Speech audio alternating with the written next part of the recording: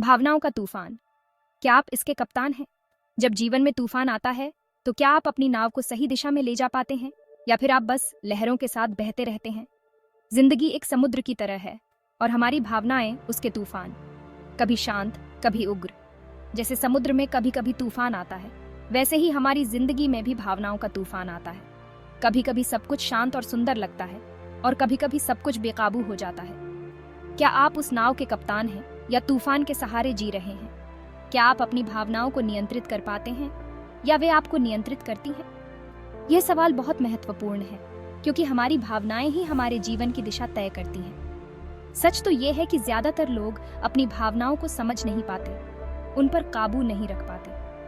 वे अपने जीवन में आने वाले हर छोटे बड़े तूफान से घबरा जाते हैं। वे नहीं जानते कि कैसे अपनी भावनाओं को सही दिशा में ले जाएं। वे हालात के गुलाम बन जाते हैं। वे अपनी भावनाओं के बंधन में बंध जाते हैं और उन्हें लगता है कि वे कुछ भी नहीं कर सकते। वे अपने जीवन की बागडोर अपने हाथों में नहीं ले पाते। खुशी, गम, गुस्सा, डर, इन सब के हाथों में खेलते रहते हैं। ये भावनाएं उनके जीवन को नियंत्रित करती हैं और वे बस एक कठपुतली की तरह इन भावनाओं के इशारों पर नाचते रहते हैं। लेकिन क्या ऐसा होना चाहिए? क्या हमें अपनी भावनाओं के हाथों में खेलते रहना चाहिए या हमें अपनी भावनाओं को नियंत्रित करना चाहिए? यह सवाल हमें खुद से पूछना चाहिए। क्या हम अपनी भावनाओं के मालिक नहीं बन सकते?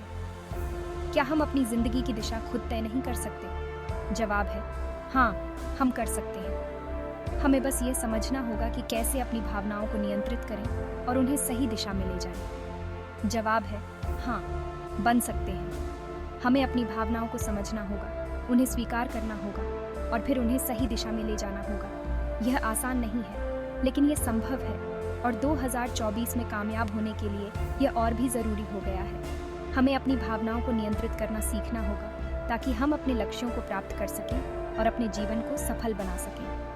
यह नया साल हमारे लिए एक नया अवसर है अपनी भावनाओं को समझने और उन्हें सही दिशा में ले जाने का। गुस्सा, एक अनदेखा दुश्मन।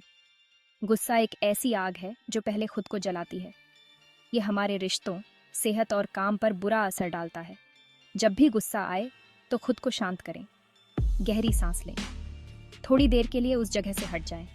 याद रखें, गुस्से में लिया गया कोई भी फैसला सही नहीं होता। डर सफलता की राह का रोड़ा। डर एक और बुरी भावना है जो हमें आगे बढ़ने से रोकती है। यह हमें नए मौके आजमाने से रोकता है और हमें अपनी पूरी ताकत दिखाने से रोकता है। डर का सामना करें। खुद से पूछें, सबसे बुरा क्या हो सकता है? अक्सर हम जिस चीज से डरते हैं वह उतनी बुरी नहीं होती जितना हम सोचते हैं। निराशा, जब उम्मीदें टूटने लगती हैं। जिंदगी में उतार चढ़ाव आते रहते हैं। कई बार हम अपने लक्ष्यों को हासिल नहीं कर पाते, जिससे निराशा होती है। ऐसे समय में खुद को याद दिलाएं कि हार जीत से पहले आती है। अपनी गलतियों से सीखें और फिर से कोशिश करें। याद रखें, हर रात के बाद एक नया सवेरा जरूर आता है। मन की शांति, ध्यान का जादू। अपनी भावनाओं को संभालने के लिए मन की शांति बहुत जरूरी है। ध्यान एक ऐसा तरीका है जो हमें मानसिक शांति देता है। रोजाना कुछ देर ध्यान करने से मन शांत होता है, ध्यान केंद्रित होता है और हम अपनी भावनाओं को बेहतर ढंग से समझ पाते हैं। ध्यान को अपनी दिनचर्या का हिस्सा बनाएं। विचारों का खेल। सोच बदलो, जिंदगी बदलो। हमारी भावनाएं हमारे विचारों का नतीजा होती हैं। अगर हम बुरा सोचेंगे तो बुरी भावनाएं आएंगी और अगर अच्छा सोचेंगे तो अच्छी भावनाएं आएंगी। बुरे विचारों को अच्छे विचारों में बदलने का अभ्यास करें। खुद से अच्छी बातें करें। याद रखें, जैसा हम सोचते हैं वैसे ही बन जाते हैं।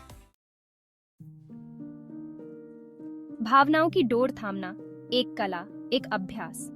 भावनाओं को संभालना एक कला है जिसे अभ्यास से सीखा जा सकता है।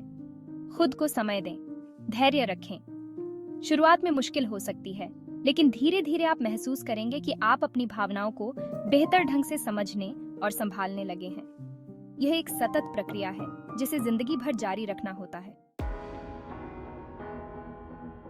एक कहानी, एक प्रेरणा, अमित का सफर। अमित एक काबिल युवक था, लेकिन गुस्से पर उसका कोई जोर नहीं था। छोटी छोटी बातों पर भड़क उठता था। इसके कारण उसके रिश्ते बिगड़ रहे थे और करियर पर भी बुरा असर पड़ रहा था। एक दिन उसने ठान लिया कि उसे खुद को बदलना होगा। उसने ध्यान करना शुरू किया, अपनी सोच को सकारात्मक बनाया और धीरे धीरे अपने गुस्से पर काबू पा लिया। आज अमित एक कामयाब और खुशहाल इंसान है। कामयाबी का मंत्र: भावनाओं पर काबू। भावनाओं पर काबू कामयाबी की कुंजी है।